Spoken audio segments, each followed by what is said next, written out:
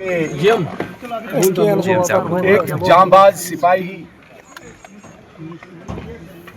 जो इस मुल्क हिंदुस्तान अपने इस वतन के लिए अपनी जान कुर्बान कर गया। आज हम सब भारतीय जनता पार्टी पूरी कश्मीर की लीडरशिप शहीद आशिक हुसैन के घर में ताज़ियत के लिए आए। इनकी फैमिली से, खास तौर से इनके बच्चों से मिलना हुआ।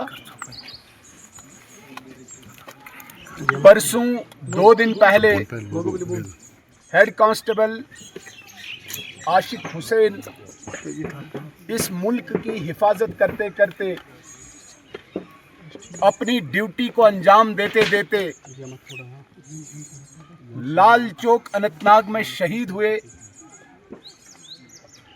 जिससे पूरा जम्मू कश्मीर गमज़दा है। एक ऐसे परिवार से ये जांबाज सिपाही था जिस परिवार ने ठीक आज से 31 वर्ष पहले 1995 में फरवरी के महीने में आशिक हुसैन के वालिद, आशिक हुसैन के फादर इसी परिवार से जो 1995 में शहीद हुए थे, और आज ये दूसरी शहादत उसी के बेटे आशिक हुसैन की इस मुल्क की हिफाजत करते करते हुई है। मैं कहता हूं सिर्फ हम नहीं, पूरा मुल्क, पूरा हिंदुस्तान इस परिवार का, इस फैमिली का कर्जदार है। और मुझे नहीं लगता कि हम इनका कभी कर्जा उतार पाएंगे। हम तो सिर्फ आज ताज़ियत के लिए आए। पार्टी की तरफ से, अपनी तरफ से कंडोलेंस, हमदर्दी, और इसके अलावा अभी मुल्क के वजीर दाखिला जनाब अमित शाह साहब की भी बात शहीद आशिक हुसैन के बेटे अबसार से कराई, और जनाब अमित शाह साहब ने भी अपनी ताज़ियत दायर की। उन्होंने मुझे कहा था कि जब वहाँ जाओगे मुझे इनके परिवार से बात कराना, और जब मैं कश्मीर आऊँगा तो ज़रूर यहाँ पे आऊँगा। मैंने अपनी पार्टी की तरफ से और भारत सरकार की तरफ से भी इनको पूरा विश्वास दिलाया है कि जिस परिवार ने 2 शहादतें इस मुल्क के लिए दी है, उस परिवार की सारी मुसीबत, परेशानी, समस्याएं, इसके लिए हम हमेशा आपके साथ खड़े हैं। और ये सिर्फ लफ्ज़ों में नहीं, ये सिर्फ शब्दों में नहीं, प्रैक्टिकल भी इस फैमिली को लगेगा कि नहीं, हमारे साथ मुल्क खड़ा है, हमारे साथ भारत सरकार खड़ी है।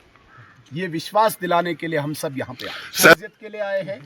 और अगर मैं कोई लफ्ज़ दाएं बाएं करूं तो ये इस ताज़ियत में मुझे लगता है कहीं न कहीं कोताही। सर, जम्मू कश्मीर, इन्होंने बहुत सुंदर सवाल पूछा।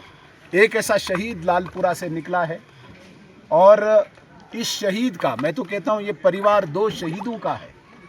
इनका नाम रखने के लिए, जिंदा रखने, नाम जिंदा रखने के लिए, लालपुरा की एक पहचान के लिए कहीं न कहीं एक, कोई इसे कहेंगे हम कि ऐसा स्टैच्यू, ग्राउंड, स्कूल, कोई न कोई ऐसी निशानी इस गांव में हो, इस बीरवा में हो, ये हम पूरा प्रयास करेंगे। और विश्वास से चल रही है, और उस लड़ाई के पीछे एक मुल्क लगा है।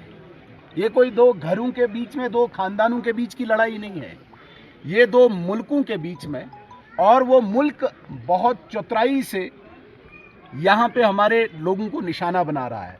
लेकिन इस 36 साल की हिस्ट्री को अगर आप देखेंगे, पिछले 4-5 साल में आप ऊपर वाले को साक्षी रख के ये कह सकते हैं कि कहीं न कहीं बहुत हद तक डिक्लाइन हुआ है। ये हादसा लगभग 1-1.5 साल के बाद हुआ, वरना यहाँ पे भाई साहब आप शायद छोटे हैं, हमने यहाँ पे दिन में 10-10 लाशें देखी है गिरते हुए पूरे जम्मू कश्मीर में।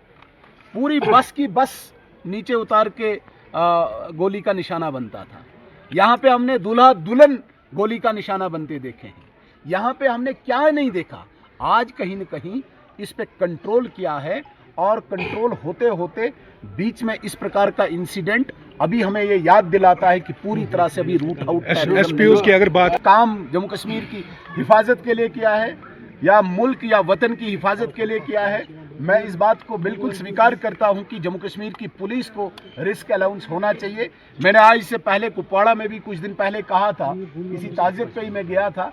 डेफिनेटली इस पे काम चल रहा है और ये डिज़र्व करती है जम्मू कश्मीर पुलिस। जम्मू कश्मीर पुलिस अपने आप में पूरे मुल्क में एक डिफरेंट, एक यूनिक पुलिस है जिसने टेररिज्म को यहाँ पे ख़त्म किया है और अभी लड़ भी रहे। और इस बात को मैं स्वीकार करता हूँ कि रिस्क अलाउंस होना चाहिए और उसके लिए कवायद चल।